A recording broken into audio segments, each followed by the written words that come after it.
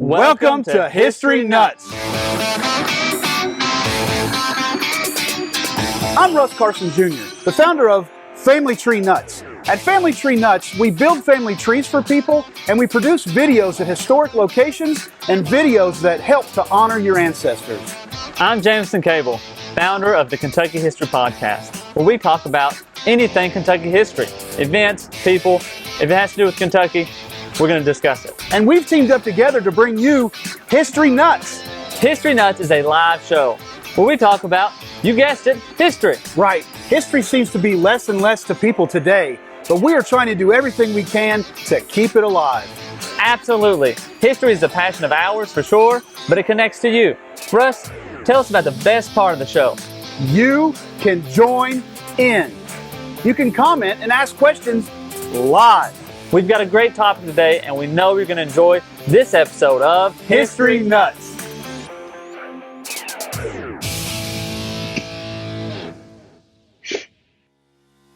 We are live. What's up, buddy? What's going on, Jameson? Hey, it's going good. Have you digested all your food, your desserts? Did you get to eat all the desserts, all the leftovers? Yeah. I'm not a huge eater anyway, so I know I look like I am, but how about yourself? Okay. Yeah, we got it all down. It's all done. Did you crack 125 pounds over the same week? Easy. I'll wait a little bit more than that. I understand. Yeah. Yes, sir. Yes, sir. Well, good to see you, man. Glad you had a good Thanksgiving. It was definitely weird, wasn't it? It was different, but you know, it's okay. Well, you got to be thankful. You know, it's one of my favorite holidays, ones that everybody wants to overlook and things. You know, it's one that we got to keep alive. But it was a bummer not having enough. The governor said we could have 10 people. You know, and I was angry because we had exactly 10 people. I wanted to break the law. I just needed one more person. So how many did you have, Jameson? I don't know. 10. Maybe more. 10, yeah. Yeah, man, breaking the law. So we've got an awesome show tonight that I am really, really excited about. Who's our show about tonight? Oh, Mr. George Rogers Clark, and a name that George Rogers Clark should be pretty familiar with people, especially if you have ever been to Clark County or faced George Rogers Clark in a sporting event. You should probably know. Oh yeah, I've heard that name at least. They're not very. Yeah, absolutely. GRC, they call. I had to close the door there. I had the doors open. But GRC, he's a guy that many people have heard that word. They've heard Tippecanoe and Tyler too. They've heard Simon Kenton's another one. You know that people have heard about, but people really don't know his story. They know he was a old guy, you know, back in the day kind of thing. So, but it is amazing and how important that he is to the Revolutionary War, to American history, and especially Kentucky history. Well, and I always just, when you look at high schools in Kentucky or just anywhere, not too often do you hear like a high school that's named after or goes by the full person's name. I mean, you know, there is, well, you say it enough, but I think Simon Kenton High School in Kenton County, they go by Simon Kenton. George Rogers Clark goes by George Rogers Clark. But not too many other places. You know, Washington County High School doesn't go by George Washington. It's a bit unique, but it gives that name recognition a bit more than I think. But then the story is left as well. But something cool. Absolutely, it really is. And he's a controversial fella too. In today's PC world kind of thing. So there's been some talk, like sometimes you'll see even George Rogers Clark High School will call themselves Clark County instead of GRC. So there's some people that are trying to distance themselves from his name. That's another example of trying to hold people accountable of yesterday to today's standards kind of thing. So and man, what a world that he lived in. So I'm kind of on the side that he was a man of his times and should be judged by that. So, but how about yourself? Well, he is an interesting figure, that's for sure. and I go back and I didn't really think this much as until recently. We were on the podcast a while back, and Mr. Pope talked about how history is a bit more fluid. It's not as concrete. And he kind of brought up what you were saying is like, as time goes, people may sour on somebody, and there's people who are souring on George Rogers Clark, and but lifting up somebody else. It is a bit more fluid, I guess it is a way to say it. I always kind of saw it as concrete, but as I'm getting older, I kind of understand the theory of it being a bit more fluid. But facts are facts, absolutely. And history is history. Yeah, it is, and I'll just bring this up right now because we're at the beginning. What they're talking about is not the slavery issue thing. They're talking about the massacres of Indian villages, Native American villages on multiple raids into the Northwest Territory. But it surely doesn't make it right what I'm getting ready to say here. But they were in retaliation of raids on settlements, on white settlements, killing men, women, and children too. So two wrongs don't make a right. That's for daggone sure. But it is the way of the world. So But don't want to dwell on that too much. But before we forget, folks, comment where you're at. Michael Bush said, "Guess who's related to GRC?" Michael Bush is a fellow that we've communicated offline.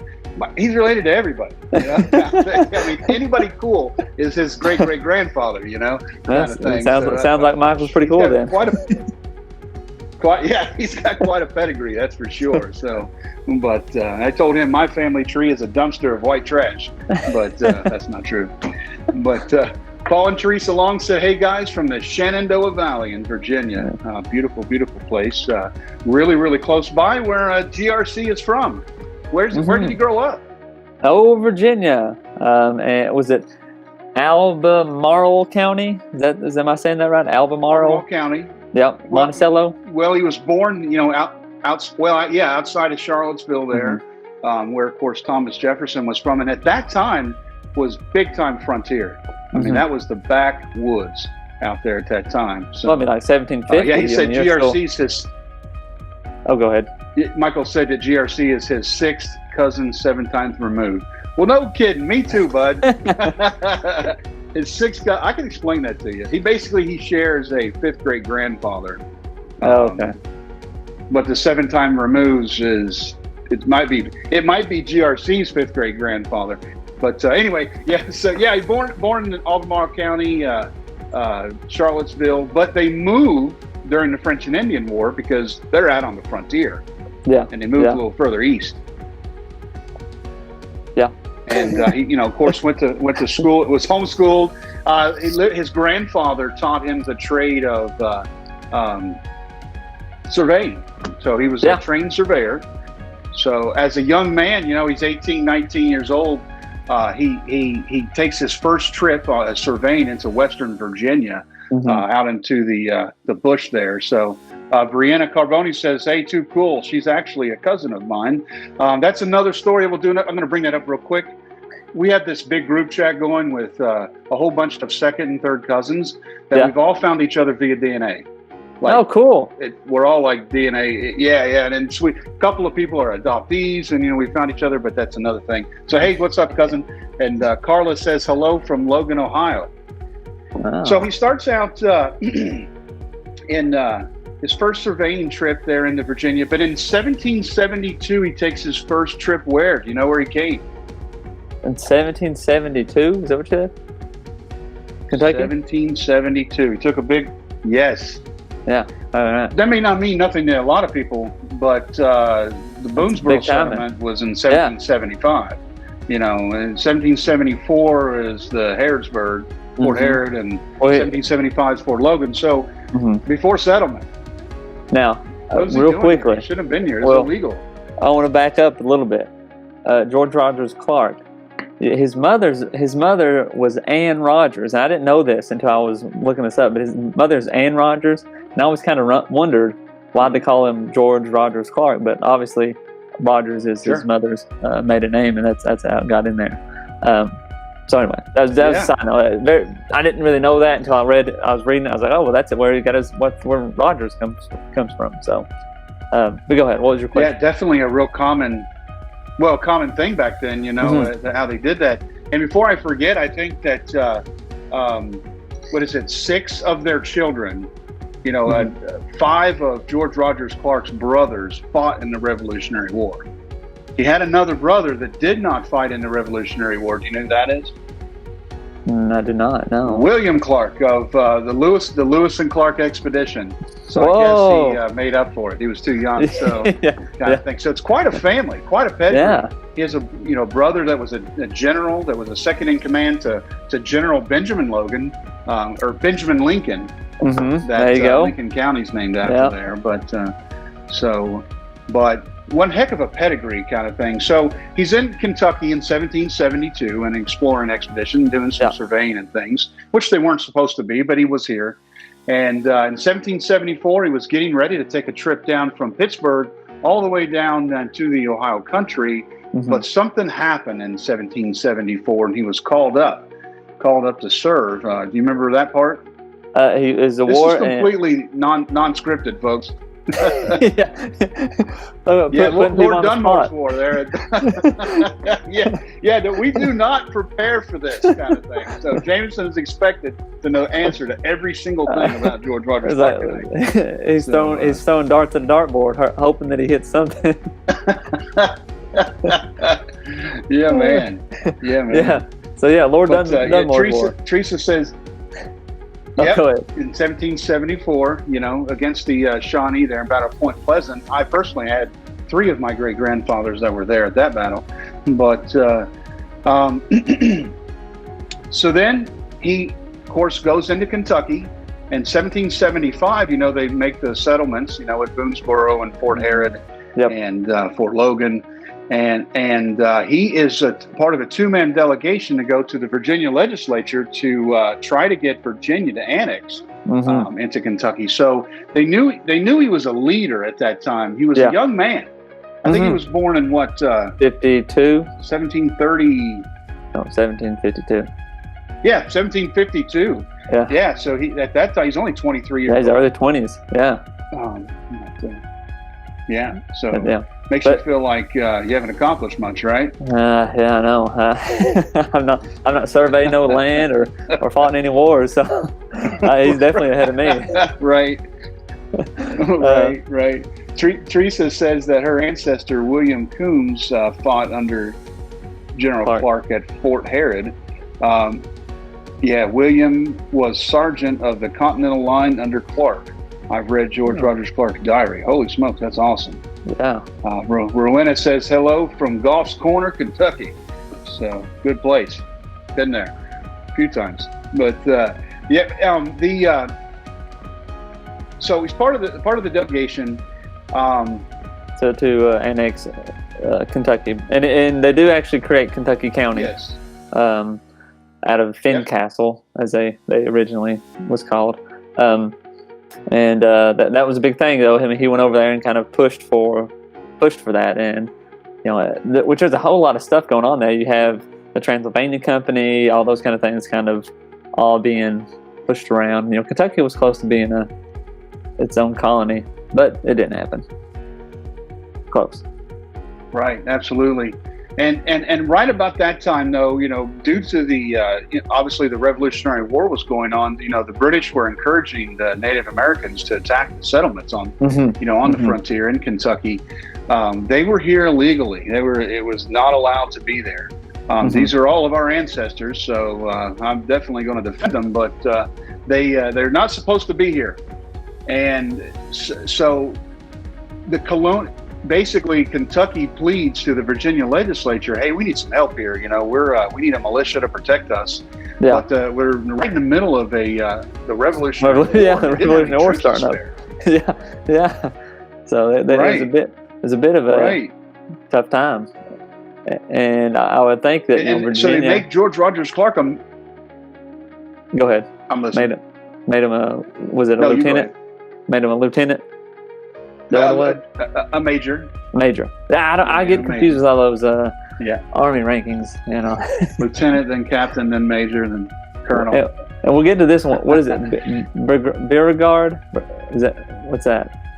Is that, am I saying it right? Beauregard? Beauregard? Brigadier. Brigadier General. Brigadier is that General. is that like Yeah. is that above Major General? No, it's one below it. Oh, okay. There's Yeah. 4 generals, and it's the acronym for that is Be My Little General. Be My Little General for Brigadier General, Major General, Lieutenant General, and then General. Okay. So that's how that goes. But Learning things you stuff. remember. But yeah, absolutely. So he convinces Governor Patrick Henry. And something's wrong with my chair, man. So I keep sulking down there. Look like I'm sitting on the floor. But he convinces Patrick Henry to lead a secret mission into the Illinois country, basically to strike back. Basically, if you can take the war to them, they don't have time to come down and raid you because they've got to stick around and defend their own homes, kind of thing. And man, he's successful on that.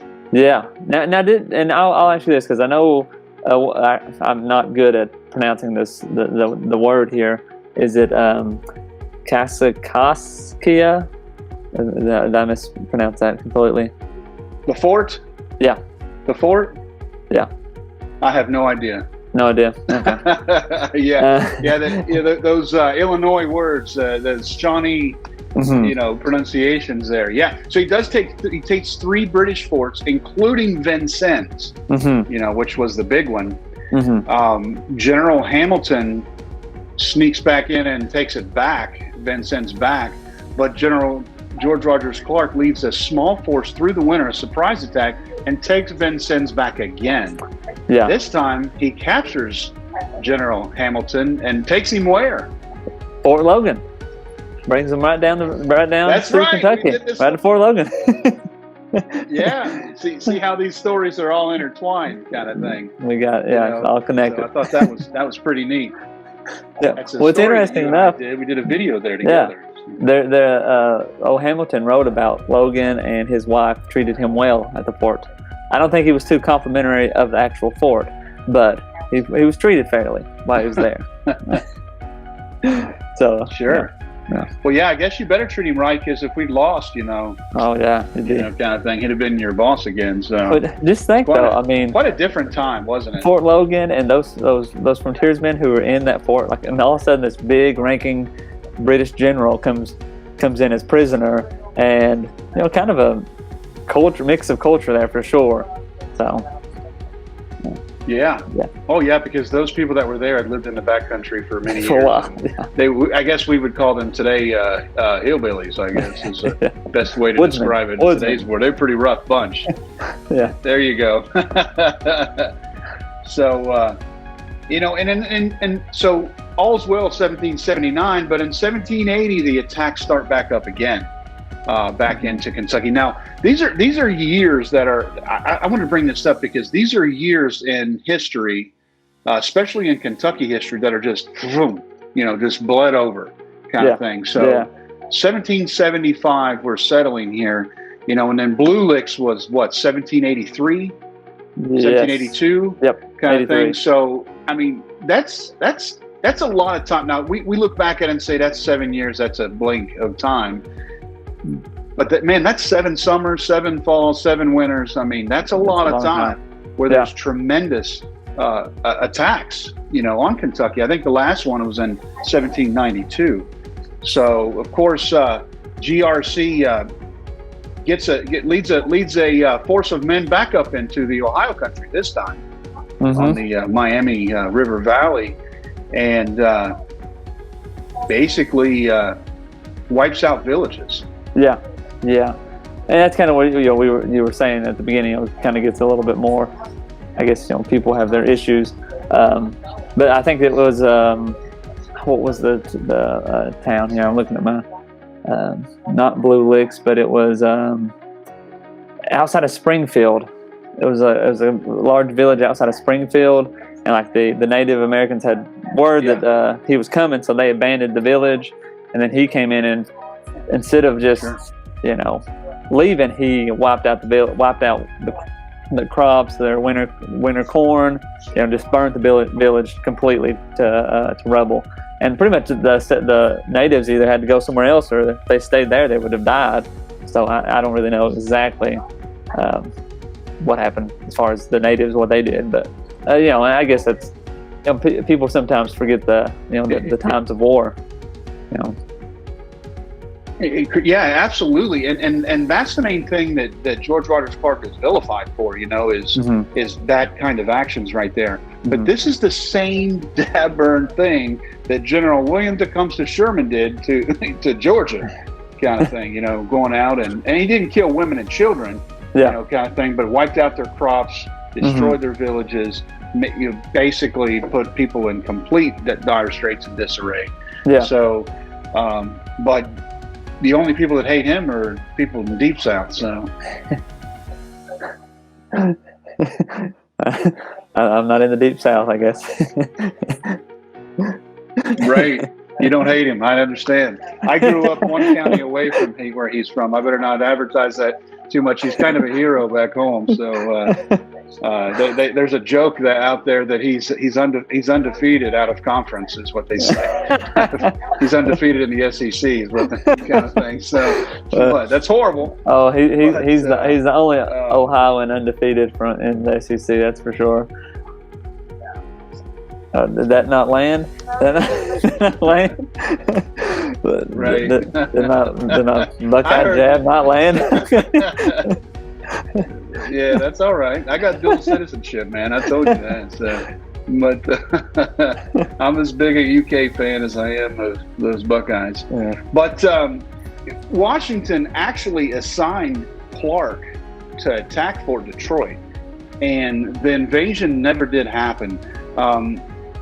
If that did happen, the war probably would have ended a whole lot sooner there, because that was a major stronghold for the British, and the whole entire, basically the headquarters for the West kind of thing. So, but he was by then Clark gets promoted to brigadier general, kind of thing, and then they have the invasion on Martin Station and Bryan Station, which led to the Battle of Blue Licks, where the militia was wiped out. Now, George Rogers Clark was not there, and he gets highly criticized for this. But the reason he wasn't there is, if you know that story, Daniel Boone pleaded for them to wait for the militia, but they headstrong and said, we got to go and get them right now, and they were ambushed. But that was a major blemish on George Rogers Clark's record, even though that he didn't have anything to do with that. Huh? I didn't know. So he wasn't there at all, huh? Right. Michael says the Shawnees wanted to fight and the other tribes not so much. So, but yeah, that's a fact. Now, one of the big reasons for that, though, is that the treaty that was made in 1768 with the Iroquois, basically, that's why we started coming into Kentucky, because we thought it was okay to come in here because of the treaty. But most of the Shawnee were not privy to that. So they didn't have cell phones, or emails to know that, hey, we've signed a deal with these guys. So, but it was very important. So at that point in time, George Rogers Clark leads a third expedition into the Northwest Territory, all up and down the Wabash River, which separates Illinois and Indiana there, and really puts a hurting on it up there. And that's why he's got the title of the Conqueror of the Old Northwest. Yeah. Yep.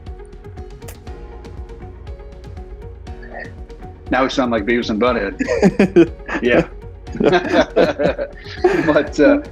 but yeah, man. So that's way before your time, I guess, right? So, and so the Revolutionary War. I keep jumping ahead of myself. So as I look at my notes, I've already talked about that. What'd you say?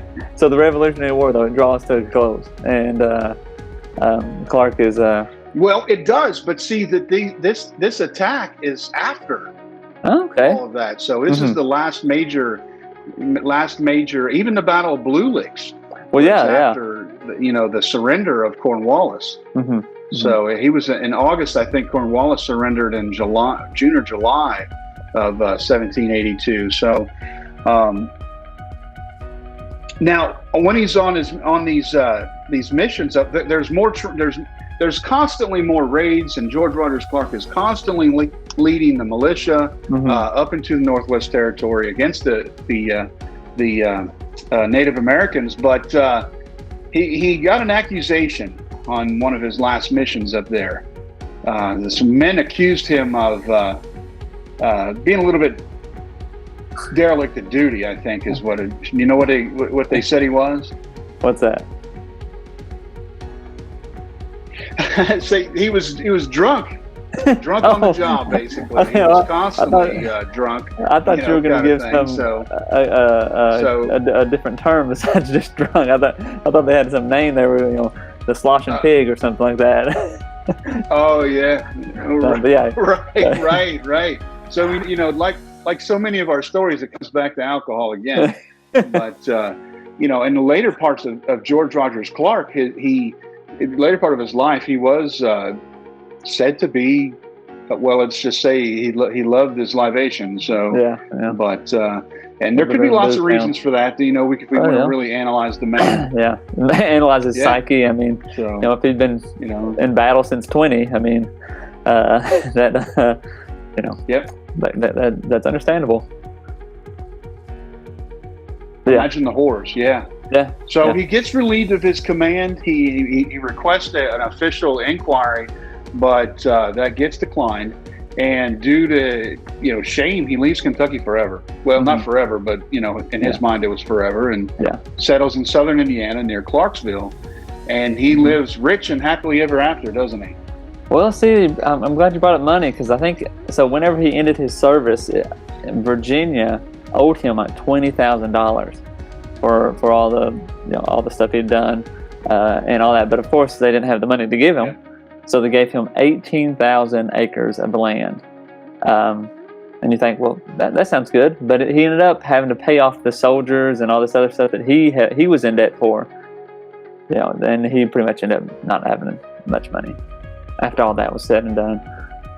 And this is not the only time that happened. That's what's wild, is that somebody that had some wealth back then often got to be the guy in charge. But he funded the unit. Especially in the Civil War during that time. You remember the movie Glory? Colonel or mate. Yeah. Well, that was in the Civil War, but this is the Revolutionary War. Oh, okay. The war in general. Yeah. Somebody that's got the money, they can buy the weapons and suit the men. You get to be the daggone colonel. You get to be the major, kind of thing, if you bought all the stuff. And that's what he did. He largely funded these things, but made him in tremendous debt. Now, he assumed that Virginia and the United States would reimburse him for that, which they would have, but his records were quite shoddy. So they're like, man, I'm not giving you that money, but we don't know that how do we know you spent that, kind of thing. Yeah. So he didn't keep very good records for that, and lost his land. And eventually, Virginia did pay him in land, but like you said, he didn't have the money to develop his land, which forced him to be a little bit desperate for cash for his debtors. And he decided to, what happened next? He decided to get back into the military again, didn't he? Yeah, well, so are we talking about the French here, when he took up the French battalion or the French job? Yeah. So, and this is pretty interesting, because he takes up this French military post, I guess, if you want to call it that, and is ordered to go and attack New Orleans, which is at the time controlled by Spain still. And he takes it and starts the process and all that stuff. But then the U.S. says, "Hold up there, buddy. You either drop out or you're going to jail." Right. Which is kind of crazy. I don't know what. I guess they would have sent somebody to get him. I don't really know. It's not like they could have just flown over there and picked him up wherever he was at. So they threatened to send General Matt Anthony Wayne. George Washington said, that the Americans were forbidden to get involved due to their, America's neutrality in the war. It reminds me of, I had done I used to do some military contracting. We were for different governments from different things. But during that time, President Obama forbade Americans to pirate hunt. And over there around Somalia and the Red Sea and things like that. There's big money to be made in hunting pirates, but Americans were not allowed to do that. Obama had forbade. So it's kind of the same thing here. Is he was being a pirate basically, working for the French. They were going to make him a major general and give him all kinds of money. So once again, when this is canceled, the French will not pay him for all the stuff that he bought to lead the invasion. Poor dude broke again. Yeah, so he broke again. So he basically loses all his land that he had there in Indiana. He runs a small grist mill. Now here's a guy that, in many people's opinion, is second only to George Washington. And major founding of United States, even as far as militarily, and basically down to about 18 acres in a grist mill, I think is what he entered, 10 acres or something like that. So he's a broken man. Yeah. I gotta pause and tell Teresa thanks. If you did not notice, my daughter just popped in the door, and if you probably can't see this, but there's a box right behind me, the corner of my shoulder here, and it has some Christmas presents in it. And she just said, "Oh, surprises!" So we might be busted a little bit. Yeah. So I didn't know Santa's already came to your house. Yeah, a little early. That's really early. Yeah, he's got to get everything comes slower right now with COVID. So ain't that a fact? So, but so as. What is it? 1809, I think it is. He's standing in front of his fire and has a stroke. Yep. Goes unconscious. Yeah. And his leg catches on fire. He falls into the fire. Yeah. Yeah. Horribly, and it burns him so bad they had to amputate his leg. Yeah. And that's pretty much it. I mean, obviously he had a stroke, and pretty much that's the downfall of his, as far as physical life. He has another stroke a little bit later and is pretty much paralyzed. And then, I think 1818, he had a third stroke, and that killed him. So. Right, and then he would, for those last, I think, 8 or 9 years, he lived with his sister and brother-in-law there in Louisville. And they bury him there, Major William Crugan on that land of Locust Hill, Locust Grove farm there in Louisville, which you can visit, still there. And he was buried there from 1818 till I think 1869, when they exhumed him and buried him in Cave Hill Cemetery. So he's buried there at a Clark plot with his brother, who was a general in the Revolution. We talked about General John Clark, one of his other brothers, and his brother's wife, and I do believe it's with Meriwether William Clark Jr., I think, is buried there too, which is his nephew. That's buried there, and who actually is the founder of the Louisville Jockey Club in Churchill Downs, Kentucky Derby. Another story there, but it's amazing how those people are so connected. Kind of thing. Very powerful or influential family. So he passes away in debt. Oh, I forgot to bring up. I think it was 1812. Virginia did give him a pension of about $400 a year. And which is kind of a smack in the face, I think, because I know that money's different, but it's about $8,500 a year in today's money.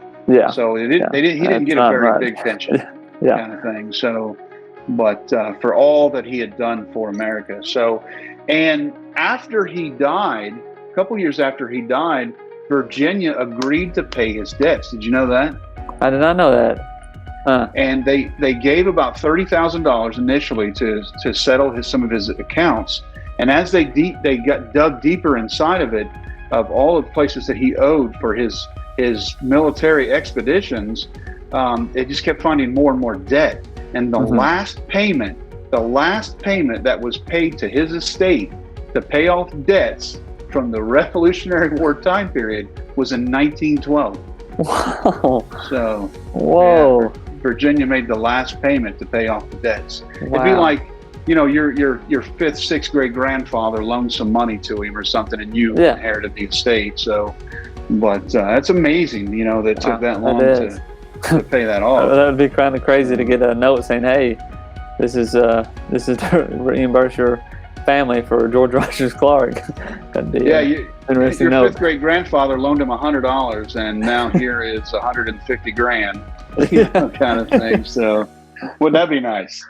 Yeah. So. One other thing, he was rumored to be involved into the Spanish conspiracy at one time. One of his exhibitions there, he had bought supplies and I think a boat and stuff from the Spanish merchants, and that connected him to the big Spanish conspiracy where, supposedly Spain was going to take over Mississippi and invade into Kentucky and all that, but he was exonerated or was proven innocent, and not much came of it. But he was kind of considered for a moment to be involved. But that's it. Well, yeah, I mean, there's a fine line between being ambitious and being treasonous, kind of thing. So, at that point in time, where is your loyalty? Is your loyalty to Virginia? Is your loyalty to Kentucky? Is your loyalty to your men, your family? What is your loyalty? And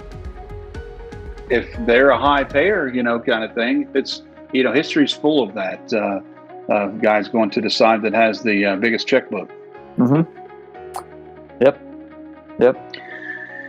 So he's buried there in Louisville, and he was such a huge person in his time, and it's a person that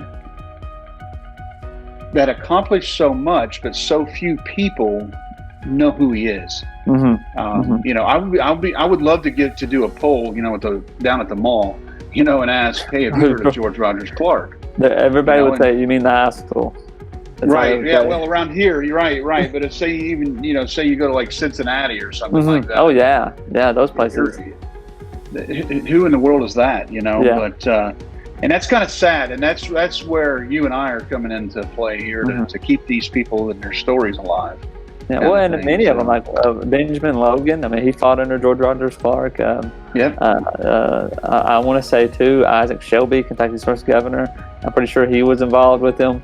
A lot of those people that we've talked about on the show and just around in Kentucky had engagements with him for sure, often.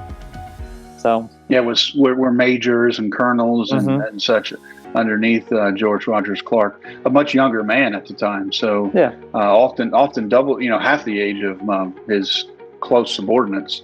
But he was definitely, he had to have a tremendous amount of charisma in order to do that, or basically an opportunity. You need opportunity too. So when it presents itself. So, but wow, so interesting about the payoff of his debt, Teresa said. So that is very interesting. So we're going to be going to his gravesite here in within the next week, and doing a video there too. So we'll be able to get some shots of that for you guys. What do you think? What's your opinion of George Rogers Clark? I guess pretty positive. I mean, I don't like the tactics of the military, but I also wasn't in that time to really.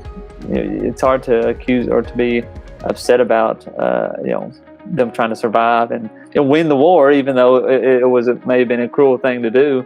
On the flip side of it, the Native Americans were attacking as well. So, I mean, I think he's a pretty interesting dude. I mean, he's definitely one of the most, I would say, one of the biggest influential military people for Kentucky by far. Sure. By far. Definitely. Definitely. I wouldn't think Isaac Shelby or any of those others really even hold candle to his achievements as far as military, for sure. Obviously Isaac Shelby being the governor is very influential or influencing. But yeah, I mean, well, GRC left. He was a drunk. So, kind of thing. So, or at least accused to be, but Teresa pointed out a good thing. Never married, no kids. Yeah. Yeah, that's as far as I know. That's never married, never had any kids. He was constantly at war, until older times. But which that would make sense why he went and lived with his sister instead of right. So right, sometimes there's a lot of people like that. You think of Goebel, a lot of these ultra successful people, without a good strong woman to handle that, they don't have time for that stuff. I mean, look at Daniel Boone's, somebody that's Rebecca Boone, that was with them kids for years at a time. Without her, he doesn't have a family. I mean, so And you think of Mayo too. He had a wife and had kids, but yet he was never around them. I mean, he was so busy. Right. Yep. Yeah, there's a fine line there, isn't it? That's a kind of the script of many successful people, not able to make the time to have those things happen. So, or they have a strong wife. Behind them, right, taking care of it. That's pretty much the way it went. That's something that really could be. I mean, there could be multiple movies made of the wives of these men. You remember all these men, but they had pioneers, to have very, very strong wives. Mm-hmm. Well, even like Martha Washington, they say how,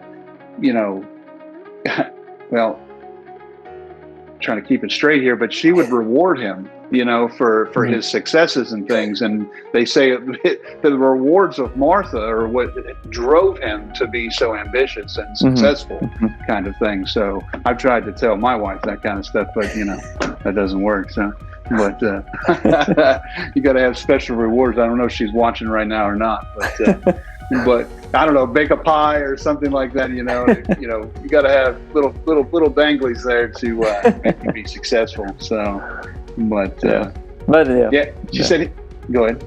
Oh, go ahead. I was going to just say George Rogers Clark, pretty important dude for Kentucky. So go ahead. Rowena said she wondered who received his estate. I don't know. That's maybe a nephew. Well, it would have been. Or? I would think there would not be an estate if he still had the debts and things once he passed. Everything that he had would have went to paying his debts. That was out there, and so I'm not sure that there was an estate, being his estate was still paying bills in 1913. Kind of thing. So, she said that it's very interesting. He was a true pioneer, had to work hard for protection of the West, and he was a respected leader. He probably had PTSD, which probably was the reason for his drinking. Probably. Kind of thing. Imagine the horrors, that these folks saw. So, I mean, that's the stuff, like, whenever I come across stuff like that, I try to let that know. Like you talk about in the book, The Frontiersman and things. I mean, that's really what happened. We don't talk about those things. So, and she said his entire diary is on Ancestry. All of his letters are as well. So add that to the reading list. Yep. So, all righty. So anything else you'd like to say about GRC? Not much, man. I think we covered it. Pretty interesting dude, and lived an interesting life for sure. Absolutely. We're definitely not normal. Who you want to do next week? You guys are hearing this first. I don't know. Got any ideas? By the way, we're taking the previous videos that we've done, and from here on, and they'll be added to the YouTube channel. So you'll be able to access these for forever, kind of thing. So that's coming into play here. And what's new with the Kentucky History Podcast? What do you guys got cooking right now? We got a good one cooking. I don't even want to really talk about it much because I don't want to give anything away. Because we're approaching this a little different. The next few episodes are going to be a bit more. Well, it's going to be about somebody from Kentucky, but we're kind of leaving the name blank as we tell the story of them. And all right, so I don't want to get too much into it. That's good. I like that. Yeah. So you hear that? Did we get to find out who the person is at the end? Yeah. So it's going to be multiple episodes, 2 or 3 episodes for sure, maybe 4 episodes, and then some people may figure it out. You may figure out who it is before we even get there. Mr. Pope doesn't even know who it is. Only I know who it is. So okay, little suspense. I like that. Yeah, a little twist. I like it. I like that. Yeah. Michael says that he wants on TV to contact his agent. He's that fellow that's related to everybody. So he's related to Skaggs. He's related to Clark, Billy Bush, Daniel Boone, Simon Kenton, George Rogers Clark. You see here. So yeah, man, that's awesome. Yeah. Well, that sounds good. We've got a lot of stuff going on too at Family Tree Nuts. Like I said, we're in the process of building lots of trees and huge video projects. I wanted to do this George Rogers Clark because here in the next few weeks, I'm going to be making a trip up to Vincennes, where the George Rogers Clark Monument is up there, and things like that. So I'm going to do some videos up there and into Illinois. So, and we've got lots of contracts going with different counties and stuff like that to do their history. So, it's amazing that I'm getting calls on a daily basis of history, that's big time history that nobody knows about. I've never even heard of. So, we've got to get this stuff out there. So yeah, well, that is one cool thing about doing a history podcast and genealogy is, you get a message from somebody saying, "Hey, did you know about this?" And you're like, "Well, no. How would I even know about that?" And then you want to learn more. So yeah, without a shadow of a doubt, and within your own county. So it's definitely something that we got to get out there and never ending. I had a fella tell me today something too. He's up from Brandenburg, up in Meade County. He said that this stuff is timeless. If you do a story about something, it's over after it happens. You do a story about a ball game or an event or something like that. Yeah. This is timeless. So you should do the Swift Silver Mine sometime. Joshua Clayton said, "Yeah, man." Yeah, that's up your way, isn't it? The Swift Silver Mines, isn't that in Rockcastle? No, that's a saltpeter. Rumored. Saltpeter. Yeah, but I think it's rumored to be up that way, or maybe it's Knott County or up that way. Supposed to be some legendary silver mines. So, yeah. So, okay. I guess we'll sign off for now there, Jordan. And anything else you want to say before we take off? Nope. Find us on Twitter and Facebook at KY History Pod. Listen to us on Apple Podcast or Google Podcast, or Spotify. Absolutely. All of it, right? Yeah. Just Google it. So. Yeah, Google it. It'll come up. So, absolutely. And so, hey, Merry Christmas to everybody. We're now in that awesome favorite season right there. And hey, everybody, so remember, Family Tree Nuts. Let our nuts find the nuts in your family tree.